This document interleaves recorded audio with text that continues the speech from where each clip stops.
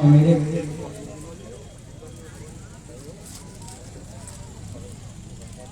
मैं अपने साथ में आए हुए इस पूरे प्रोग्राम को, पूरी टीम को लेकर हमारे मुखिया जनाब शाहबाज साहब तथा हमारे इंचार्ज, उनसे मैं गुजारिश करूंगा कि वो आए, वो कुछ देर अपनी बात पेश करें, उसके बाद फिर वहां से प्रोग्राम आगे आए। मुखिया जी आइए, यहीं से शुरू कर दीजिए, यहीं से।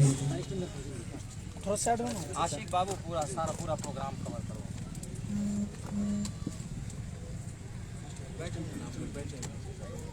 अस्सलाम वालेकुम।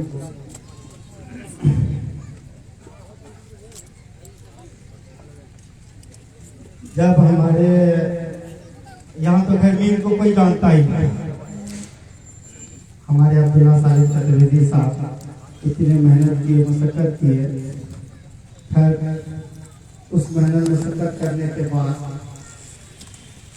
जब टिकट की बारी आई तो मैं सीधा करता हूँ क्योंकि मैं इसके साथ रहता हूँ। तो जब टिकट की बारी आई तो टिकट फिर बढ़िया हाल पार्टी की जो समझ में आया पार्टी ने किया अपना पर, फिर भी ये पार्टी के साथ खड़ा रहा उस वक्त तक कि चलो हमने इतने दिन मेहनत किया, अभी क्या करेंगे। लेकिन इनको अब समझ कीजिए, जो बंदा नहीं जाना तो बहुत ने जिसको यहाँ तक कह दिया कि ये तो दलाल है, बिक गए, खत्म हो गया सब चीज, ये तो इतने पैसे में बिक गए, ये हो गया, वो हो गया, ये सब भी खूब चला। ये सब चलने के बावजूद फिर भी इसने सबकी रुसवाई, जितनी भी बुराइयां हुआ, सबको आज तक झेलता रहा, पूरी इलाके को झेल रहा है, अपने आप को बहुत मतलब महसूस करके चलते रहा, जिसकी वजह से मैं खुद कहा इसको क्या भी मैं इनको छोड़ दीजिए, नहीं रहना। लेकिन इसने कहा नहीं, ठीक है, आज हमारी अगर एक पैर में कीचड़ लग गया तो ऐसा नहीं है, कीचड़ को धोना है, हमें पार्टी नहीं छोड़ना है इतना जल्दी, पार्टी में हमें रहना है। तो ये वही रहा कि अंततः ये जैसे भी हुआ, और आप लोग भी जानते हैं कि अब ये जहां तक हुआ, जिसका भी हुआ, हर रोज ये हुआ। कुछ आदमी होता है वो सिर्फ अपने फायदे को लिए अगर किसी का गला भी काटना पड़े तो वो काट सकता है, ऐसा भी है यहाँ पे। अगर लेकिन ये उसमें से नहीं है, अपना बेचारा उस समय भी टाइम बर्बाद किया, हम ही है, सपोज कीजिए कितना दिन बर्बाद कर सकते अपने घर का काटने, लेकिन इसने किया, 5 साल चला, उसके बावजूद ये आज तक चल ही रहा। फिर इसको लगा कि नहीं, हमें पार्टी को फिर संभालना है, एक बार पार्टी बिगड़ गई है बहुत बुरा तरीका से, तो सबसे पहले इसका विरोधी मैं ही बना था। लेकिन इसे मुझे समझाया, बोला नहीं, अगर शाम को हम इधर उधर सुबह नहीं छोड़ी, ये हमारा घर है, ये हमारा जमीन है। तो अब हम लोगों को इसके साथ साथ कि चलिए इसके, अब हम लोगों के ऊपर तो क्या है, कोई दाग नहीं लगा, इसके ऊपर इतना बड़ा दाग लगाया, सब कुछ किया, इसके ऊपर ये भी आरोप लगाया कितना पैसों में इसने टिकट भेज दिया, ये भी बोला गया, हमारे सामने बोला किसको टिकट भेज दिया इसने। ये बेचारे जो कि हाथ में कैसे जीते हैं वो तो फिर अल्लाह ही जानता है, यही जानता है। आज हम अब्दुल इमाम साहब के सामने बोल रहे हैं बात, जिस दिन ये टिकट के लिए गया था, आधे रास्ते में गाड़ी घूम गया, हम लोगों का सबका गाड़ी वहां तक नहीं पहुंचा, गाड़ी हम खुद घूम गए, क्या करने चाहते हो। लेकिन आज फिर एक जोश से कहा है, एक उम्मीद हुआ है कि हमारी पार्टी फिर आ रही है, और इंशाल्लाह इस बार अच्छा सोच समझ के फैसला लेगा पार्टी, और हमारे अब्दुल्ला सालिम साहब को उस लायक समझे हमारी पार्टी। और इंशाल्लाह आप लोग भी जानते हैं कि जो कि हाथ में यही ऐसा शख्स बंदा जो कि आज तक किसी चीज का परवाह नहीं किया, धूल मिट्टी रेत में हम लोग के साथ चलते रहते हैं, और इंशाल्लाह हम लोग सब आदमी दिल से इसका साथ देंगे, यही उम्मीद से हम लोग आए हैं। और एक बार बना के इसको नहीं देखेंगे, आज यहाँ हम लोग का पैदा होने से पहले से राजनीति चलता है, क्या क्या हो रहा है सबको पता है, एक बार बदलेंगे, लाने की कोशिश करेंगे, और आएगा तो इंशाल्लाह पता भी चलेगा तब तक कि वो पहले अच्छा किया कि ये पहले अच्छा करेगा। जब हम लोग नेता बदलेंगे तभी पता चलेगा, नेता नहीं बदलेगा कहीं पता नहीं चलेगा। इसीलिए इसी बात से मैं बात को खत्म करता हूँ, और हजरत अपना बात रखे, क्योंकि इस मैटर में हजरत को बात रखनी चाहिए, जो कि इसका चरित्र पे दाग लगा है, ये बात जरूर रखिए अवाम के बीच में। अस्सलाम वालेकुम। मैं माजरत खा हूँ जनाब सदर साहब का कि प्रोग्राम जिस अंदाज में हमको पेश करना था आज आपका स्टेज वगैरह बनता उस हिसाब से, क्योंकि गर्मी है मैं खुद प्रोग्राम में जाता हूँ मुझे पता है, लेकिन क्योंकि एक मुख्तसर से वक्त में हमें अपनी बात कहनी थी और खुसूसन सदर साहब आप हमारे जितने भी ये टोटल वर्कर यहाँ पर मौजूद हैं, पार्टी के हर एक पंचायत से 2-2 3-3 साथी आए, रानीगंज से लोग आए, बाईसी से लोग बाइक लेकर के आए, यहाँ पर पहुँचे। एक हसरत है, एक मतलब क्या हो गया है उस चीज को सुनने के लिए आपसे बस एक मरहम चाहते हैं, इंशाअल्लाह आप देंगे सबको। मैं माजरत खा हूँ, उस नज्म के साथ प्रोग्राम नहीं हो पा रहा है, लेकिन मेरे घर जब आदमी आवाज बंद करता है तो उसको किसी हाईवे की जरूरत नहीं होती, किसी स्टेज की जरूरत नहीं होती। मैं अपनी बात की हकीकत में रखूंगा। मैं अब चाहता हूँ कि यहाँ से आगे हम अपने जो कि हाथ ये अररिया ब्लॉक के एक बहुत ही जिम्मेदार साथी जनाब हाफिज जसीम साहब वो आए, वो भी अपनी बात थोड़ी देर में रखें, लोगों के साथ रख चुके हैं वो रख चुके। चलिए आप लोगों को हाथ भी करना है, हम लोगों को नमाज भी पढ़नी, तो मैं अब डायरेक्ट चलता हूँ हमारे अररिया विधानसभा से साबिक जो प्रत्याशी और उम्मीदवार रहे थे मजलिस के और बहुत लंबा टाइम तक हमारी सदारत भी उन्होंने की थी डिस्ट्रिक्ट लेवल पर, जनाब बड़े भाई राशिद अनवर साहब का, कि वो भी अपनी बात रखेंगे। उसके बाद इंशाअल्लाह फिर और आगे प्रोग्राम चलेगा।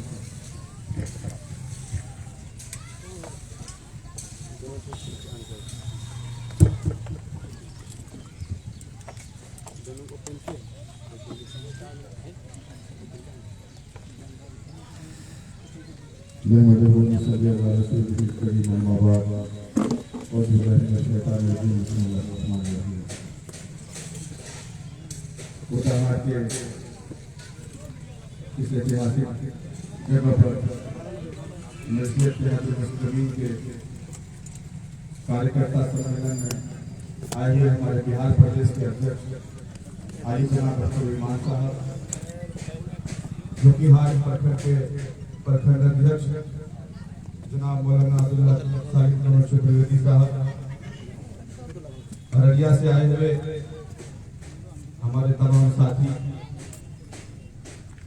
और यहाँ पे मौजूद आप तमाम लोगों का हम दिल की गहराई से मुकदम करते हैं।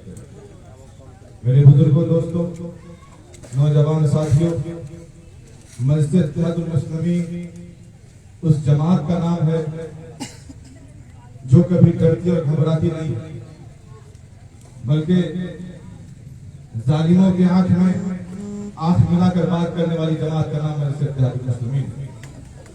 हमारे कौमी सदर और हमारे रियासती सदर, इन लोगों को अल्लाह तबारक व तआला ने वो सलाहियत बख्शा है कि जब ये हमारे में खड़े होकर बोलते हैं तो सामने वाले की बोलती बंद हो जाती है। 2015 के बाद से जब हमारे सदर जनाब अब्दुल इमाम साहब इस पार्टी को लेकर सीमांचल में आए, लोग जान नहीं रहे थे इसको। इनकी मेहनत, इनकी कोशिश लगातार जारी रही, जबकि जिस पार्टी में ये थे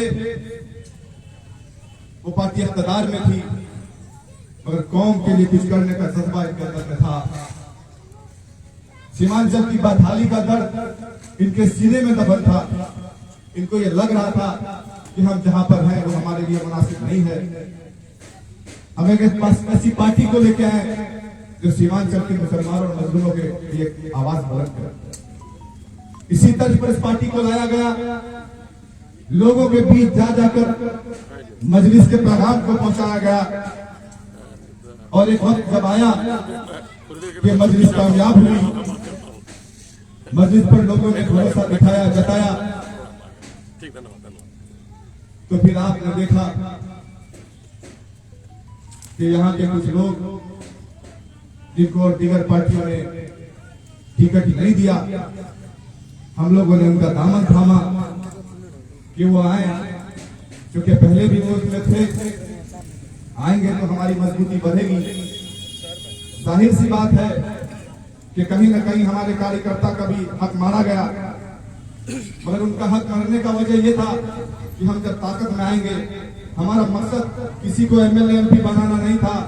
हमारी पार्टी का मकसद एक गूंगे के मुंह में जबान देने का था। अगर आपने देखा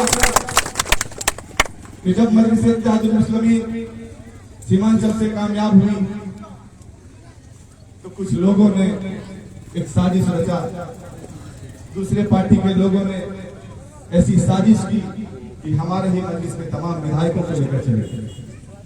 मेरे बुजुर्गों दोस्तों, सच्चाई तो यह है कि हक और सच का रास्ता बड़ा दुश्वारी भरा होता है। बहुत दुश्वारियां आती हैं, बहुत तकलीफात का सामना करना पड़ता है, मगर मजलिस इत्तेहादुल मुस्लिमीन उस जमात का नाम है जो डरने और घबराने वाली जमात नहीं है। ये फिर से उठेगी और मेहनत करेगी। आने वाले वक्त में इंशाअल्लाह ताला हमारे 5 एमएलए थे, आने वाले वक्त में 25 से 30 एमएलए हमारे बिहार में। हम लोगों की कोशिशें, मेहनत जारी है और मैं मजलिस इत्तेहादुल मुस्लिमीन अररिया से चुनाव लड़ा। जनाब अब्दुल ईमान साहब की बहुत बड़ी कुर्बानी रही कि उन्होंने मुझे टिकट दिया और मैं पहली बार चुनाव लड़ा तो तीसरे स्थान पर रहा। आने वाले वक्त में इंशाअल्लाह ताला मैं भी जब कामयाब हो जाऊंगा, और अगर मैं कामयाब हो भी जाता इस बार भी, तो यकीन मानिए ये सारे के सारे लोग चले गए थे, मगर मैं अपनी जमीन का सौदा नहीं करता। मैं कल भी अब्दुल ईमान साहब के पीछे खड़ा था और आज भी पीछे खड़ा।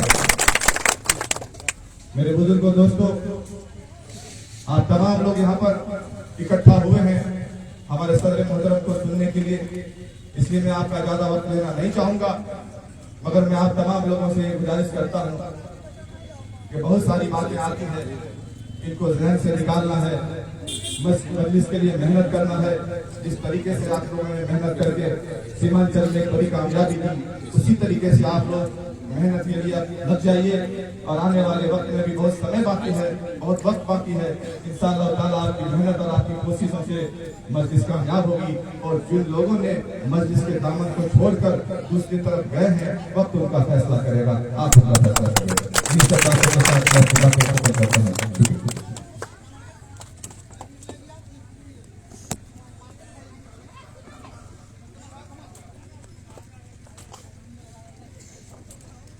हज़रात मोहतरम, कुछ देर के अंदर मैं अपनी बात रखना चाहता हूँ। बस मेरे बाद आप जिस शख्सियत के इंतज़ार में बैठे हैं, इंशाअल्लाह वो आपको सुनाएंगे अपनी बात। उसके बाद फिर हम लोग असर की नमाज पढ़ेंगे इंशाअल्लाह। प्रोग्राम मजलिस बर्खास्त। मजलिस इत्तेहादुल मुस्लिमीन बिहार की धरती पर पहचान कराने वाले शख्सियत हमारे बीच जनाब अब्दुल ईमान साहब, रियासती सदर मजलिस इत्तेहादुल मुस्लिमीन बिहार। मजलिस इत्तेहादुल मुस्लिमीन के प्लेटफॉर्म से वो विधायक भी हैं, एमएलए हैं अमोर विधानसभा से। हम लोगों को भी शौक हुआ, हमने भी मजलिस ज्वाइन की राशिद भाई के हाथ से। पहले से मुतक़िद था मैं, हमने मेंबरशिप हासिल की 2.5 साल या 3 साल तकरीबन, जो कि हार के एक गाँव। जब मैंने ऑफिस की बुनियाद डाली थी बेवरा चौक में, तो 2 या 3 आदमी पोस्टर देखकर बैरिस्टर साहब के, अब्दुल ईमान साहब के और AIMIM का लोग हंसते थे कि मौलाना जी क्या लेकर आ पाए। यहाँ तक कि हमारे फादर इन लॉ, मतलब मेरा ससुर, हमसे ये बोलता था कि आप पागल हो गए, इस पार्टी को 1 वोट लोग नहीं देने वाला। हमने कहा कि मेरा दिल कहता है कि मुस्तकबिल में, पिछला जो विधानसभा गया वो उस वक्त मुस्तकबिल ही था, मुस्तकबिल में इंशाअल्लाह ये पार्टी जो कि हार से जरूर कामयाब होगी। हमने उसी आस्था पे काम शुरू किया हजरात मोहतरम। और मैं समझता हूं कि जो कि विधानसभा में 30 और 30 पंचायत है, हर एक पंचायत में तकरीबन 1 से 2 कमेटी बन चुकी थी मजलिस इत्तेहादुल मुस्लिमीन। और एक एक गांव घर जाकर के मजलिस का पैगाम, एक उम्मीद दिखी हमको। क्यों?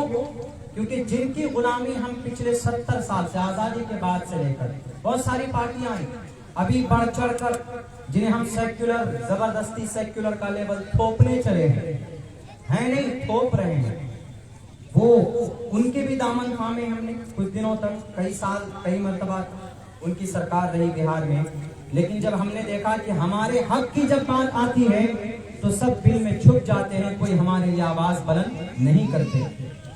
एक प्लेटफॉर्म है बैरिस्टर असदुद्दीन अवैसी साहब का, पार्लियामेंट हो, जहां पे भी हो, वो हमारे लिए तर्जमानी करते हैं। कम से कम इतने सदियों के बाद अगर कोई एक लीडर खड़ा हुआ है तो उसकी आवाज को मजबूत करनी चाहिए। मेरे दिल में ये पैदा हुआ, यहां तक के एक बहुत बड़े शायर दिल खैराबादी साहब, वो क्या बोलता है, मौलाना अब्दुल्ला के सामने एमआईएम का अगर बुराई करोगे, उसका कल्बी रिश्ता किसी से होता है, उसका रूहानी रिश्ता है एमआईएम।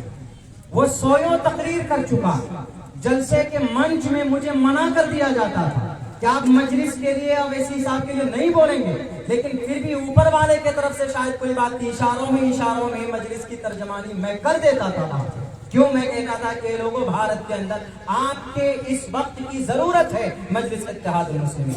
मेरे कहते जो कि हाथ में बहुत सारी और परेशानियां सामने आ सकती है और आती है, पुराने नेताओं को पता है, जल्दी यहाँ उभर नहीं सकता कोई, कौन सी ताकत है यहाँ पर। मेरे कहते मजलिस इत्तेहादुल मुस्लिमीन का इलेक्शन का जमाना आया, और भी दावेदार थे, मैं भी दावेदार था। हमने कहा कि चलो भाई, मौका अच्छा मिला है। यहाँ तक के सदर साहब को भी हमने लेटर भी लिखा, हमने कहा कि सर क़यादत मैं चाहता हूँ मेरे हाथ में आए, और जो कि हाथ में लोगों का मिजाज बन चुका है, मैं इंशाअल्लाह जीत की कामयाबी, आपके जीत इंशाअल्लाह यहाँ से हासिल करूंगा। आप टिकट हमको दीजिए, कामयाबी मैं आपको दिलाऊंगा, ये मैं कसम खाकर कहता हूँ, मुझे अल्लाह की जात पर भरोसा। बैरकत बातें हुई, सब कुछ हुए, बहुत उतल पुतल हुआ, और यहाँ से हमारे जो अभी मौजूदा, अभी साबिक जो विधायक हैं, मजलिस के थे, मजलिस के प्लेटफॉर्म से जीते वो, अभी वो चले गए हैं किसी और पार्टी में, तो उनका टिकट नहीं कटा था। लोगों के दिमाग में कॉन्सेप्ट था बैठा हुआ कि आरजेडी से टिकट जनाब शाहनवाज साहब को दिया जाएगा, और एमआईएम का मौलाना अब्दुल्ला को, और जदयू से मुर्शिद साहब आए, ये बिल्कुल बना हुआ था। लेकिन राजनीति उसी को बोलते हैं जो 1 घंटे के अंदर में समीकरण चेंज हो जाता है, वही यहाँ पे हुआ। सरफराज साहब को उनको आरजेडी का मिल गया, शाहनवाज साहब बीच में अकेले पड़ गए, मुर्शिद साहब की जगह पे वहां बीजेपी का कैंडिडेट को दे दिया गया। अब बात, मैं भी ससोपंज में मैं तैयारी कर रहा था कि भाई मैं लड़ूंगा, क्योंकि यहाँ से कोई और है नहीं। मैडम थी गुलशन आरा, बैरकत उनका भी नाम था, हम दोनों दावेदार थे। तो चलिए, लोगों को ये दिमाग में बैठा हुआ था क्या मौलाना को टिकट मिलने वाला। मेरे जवाब में, मेरी बात में बहुत सारे आपके सवाल का जवाब है। मैं क्लियर खोल कर कुछ नहीं बोलना चाहूंगा, मैं वो बात बताना चाहता हूं जिसका लिंक आज से मैं जोड़ूंगा। तैयारी हो रही है, सब कुछ ठीक, पेपर वगैरह तैयार किए जा रहे हैं। अब बात शाहनवाज साहब का टिकट जैसे कटता है तो फौरन आकर के मशवरा करते हैं। उनके वर्करों ने कहा कि अगर आप जीत चाहते हैं तो आप एमआईएम का टिकट लेकर के आए।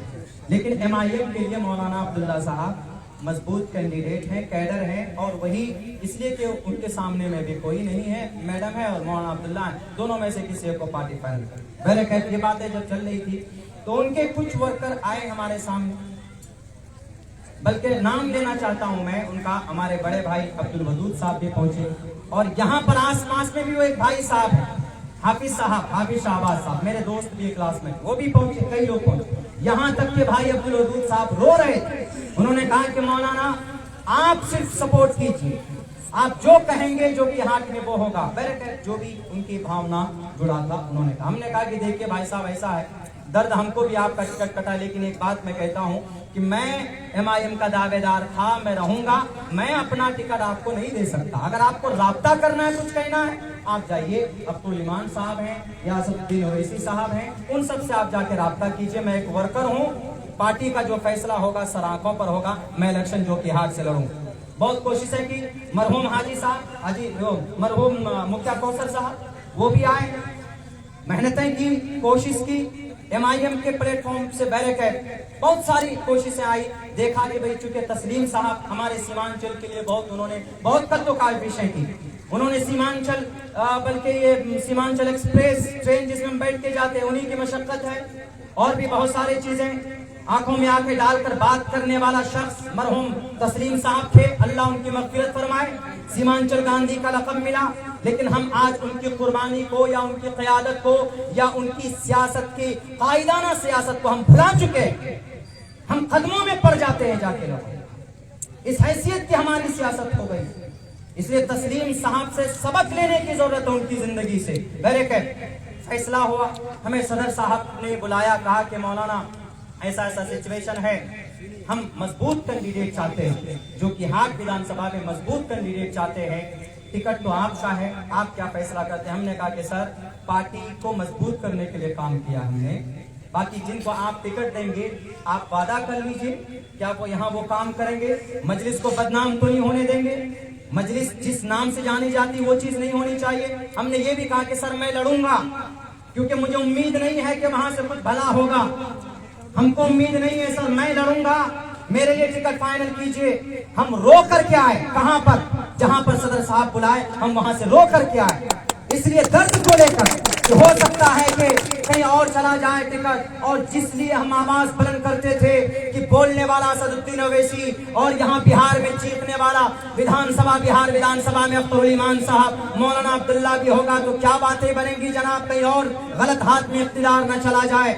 सर जब टिकट दे दिया गया हमारे बड़े भाई शाहनवाज साहब को, जब मैं प्रचार करने के लिए पहुंचा हूं, लोग गालियां देते थे मुझे, अब्दुल्ला, मौलाना अब्दुल्ला आपने क्यों टिकट बेचा, आपने क्यों उनके आज कल तक आपके विरोध में थे, यहाँ तक कि जो कि हाट में परमिशन नहीं मिलता था प्रोग्राम का, ढेले के खेत में आप प्रोग्राम करते थे, भूल गए, आज आपको टिकट देकर आपको अपने पीछे लगाते। हमने कहा कि सर हम किसी नेता को नहीं देख रहे हैं, हम मजलिस को देखते हैं और मजलिस से कल्बी लगा, हम मजलिस के मजबूत कामयाब करेंगे। हमारी ये मिशन और हमारा ये नारा, लोगों ने गालियां सामने दी है जनाब, गालियों को बर्दाश्त करके सर को झुकाकर, यही डुमरिया बस्ती है, पूरी टीम पूरी बस्ती एक तरफ थी, लेकिन जब टिकट किसी और को मिला तो अब्दुल्ला सालिम को सबसे ज्यादा गालियां दिया जाता। मैंने ये गाली बर्दाश्त की सिर्फ इसलिए कि पार्टी का फैसला हुआ। जब मैं भी जिद में अड़ गया, मैंने सोचा कि अगर टिकट नहीं मिलेगा मैं विधानसभा लड़ूंगा और अलग से।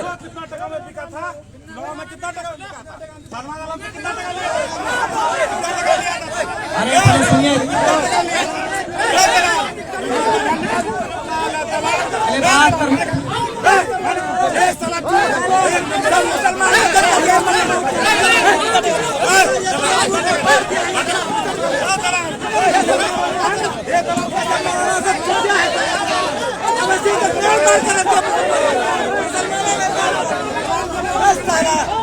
हमें बात करने दीजिए, हम किसी के खिलाफ नहीं बोल रहे हैं। वीडियो बनाइए हम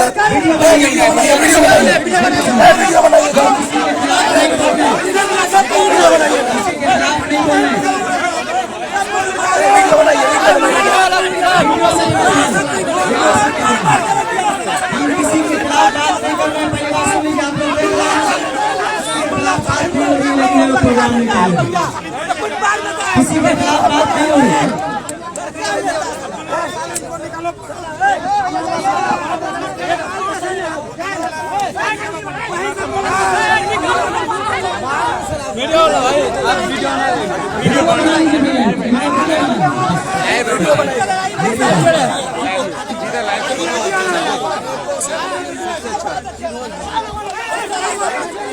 हिंदू मुस्लिम का कौन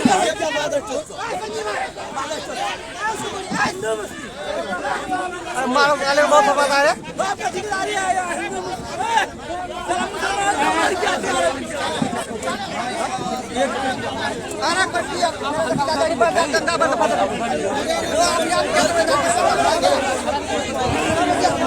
यहाँ पे अब्दुल्ला सलीम साहब का प्रोग्राम चल रहा था अभी, और यहाँ पे कुछ लोग आकर के यहाँ प्रोग्राम में डिस्टर्ब कर रहे हैं लोग, और इन लोगों का आरोप है कि कितना रुपया लिए थे वो बताने।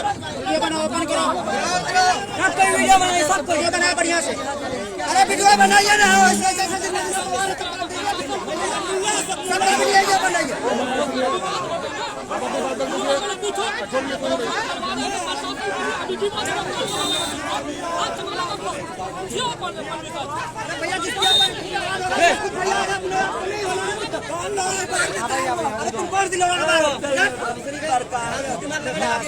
भैया बदल बोली मत बोलिए। मुस्लिम वाली बात आता है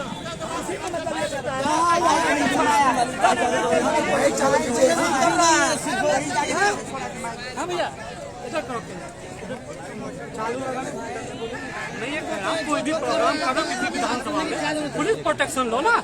अभी आप जो विवाद हो गया कौन संभालेगा आपको? कोई संभाल पाएगा? नहीं ना। क्यों प्रोटेक्शन नहीं ले रहा? अभी हो गई तुम आए और राजद के घर में, अब हो गई विवाद, अभी तुम 10-20 पे केस करोगे फालतू का।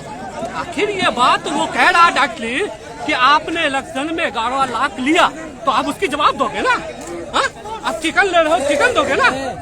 इसी वजह मैं बोल रहा हूँ ना, ये सब किसको संभाले? कौन संभाल के देगा इसको? पुलिस प्रोटेक्शन नहीं देता ना।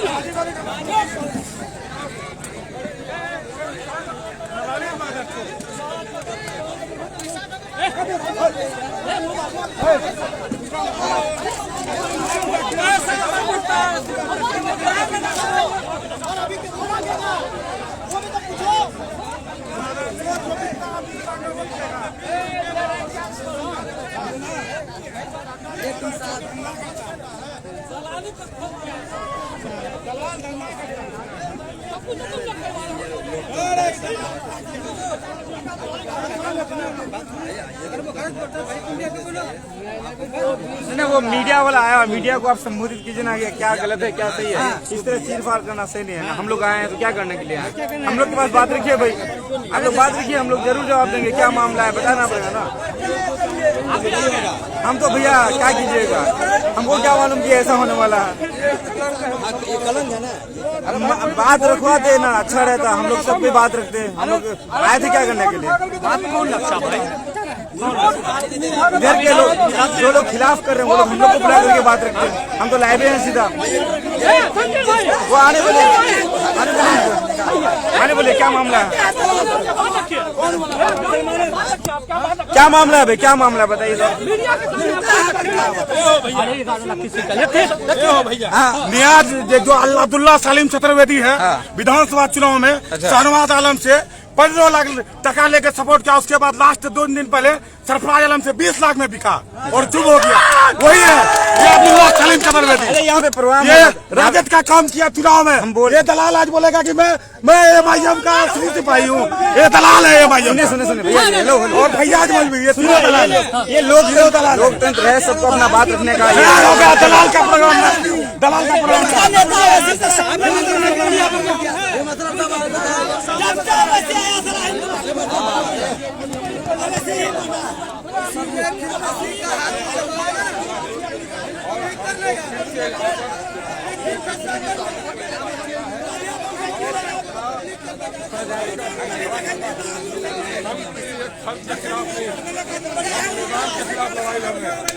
और हमारी जो लड़ाई है, अगर आपको आपको जो कुछ करना है, नहीं आपको जो कुछ करना है आप कर सकते हैं। मैं खड़ा हूँ यहाँ पर, मैं खड़ा हूँ यहाँ पर। आपको जो कुछ करना है आप कर सकते हैं। ये अगर बात करनी हो तो ये बात करनी है अपने लोगों से, उन्हें करने दीजिए। उनका जो तरीका है वो जाने।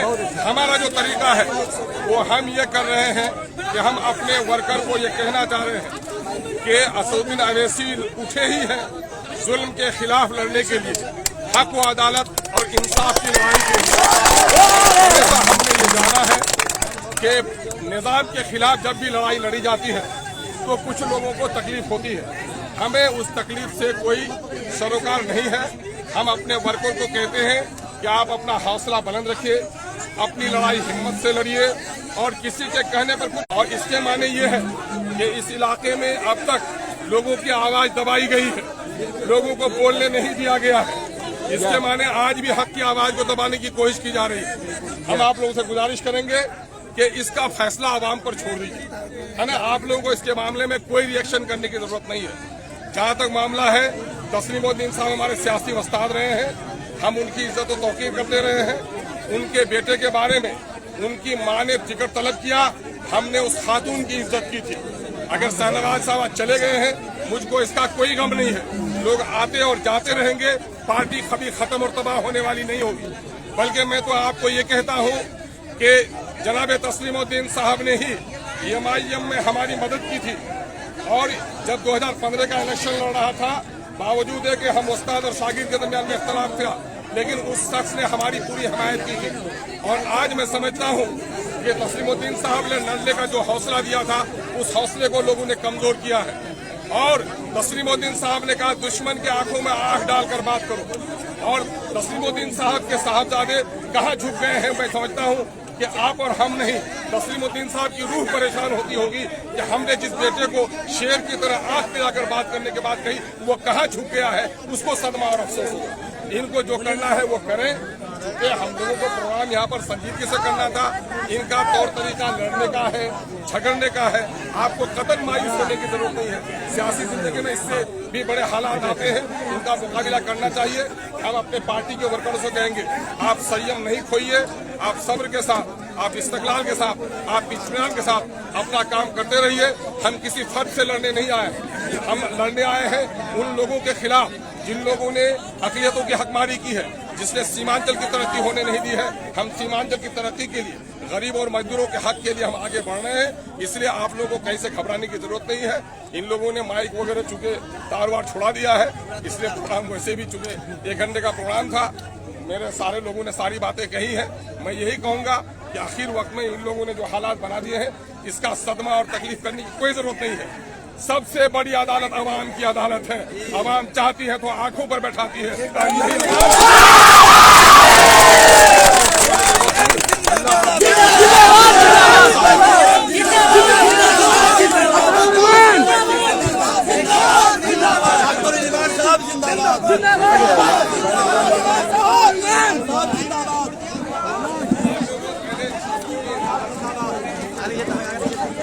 अभी हम लोग उदाहाड़ में है। उदाहाड़ जो कि विधानसभा के अंतर्गत आता है, और यहाँ पे MIM का प्रोग्राम चल रहा था, क्योंकि आप लोग लाइव देख रहे थे उस समय से। तो यहाँ पे थोड़ा सा मामला आ गया कि पूर्व विधायक जो थे MIM के अभी राजद में शामिल हुए हैं, उन लोगों के कुछ लोग आकर के इन लोगों पर आरोप लगा रहे हैं कि अब्दुल्ला सालिम साहब 11 लाख टका लेकर के टिकट बेचे हैं। तो ऐसे में थोड़ा सा हो हल्ला हो गया, और देख सकते हैं टेंट उंट फट गया है यहाँ पे, और साउंड भी बंद कर दिया। 1 घंटे का प्रोग्राम था, लेकिन प्रोग्राम को जल्दी बंद कर दिया गया। देखिए यहाँ पे वीडियो को शेयर करें, सीधा लाइव आया हूँ।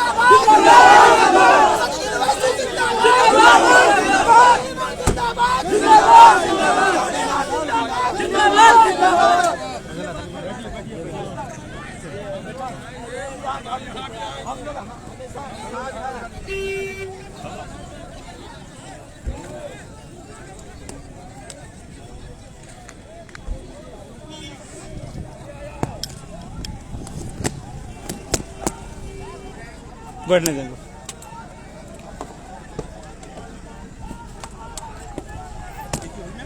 बहुत हंगामा होंगे।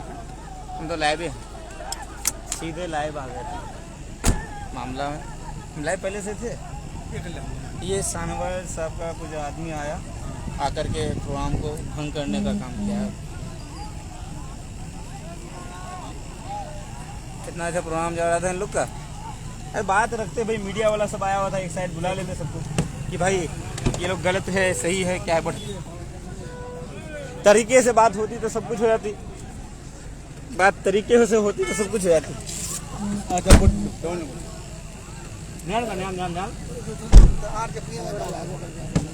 हाँ क्यों बोल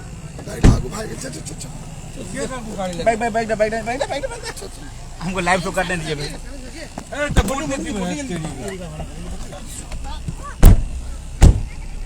रंगबाजी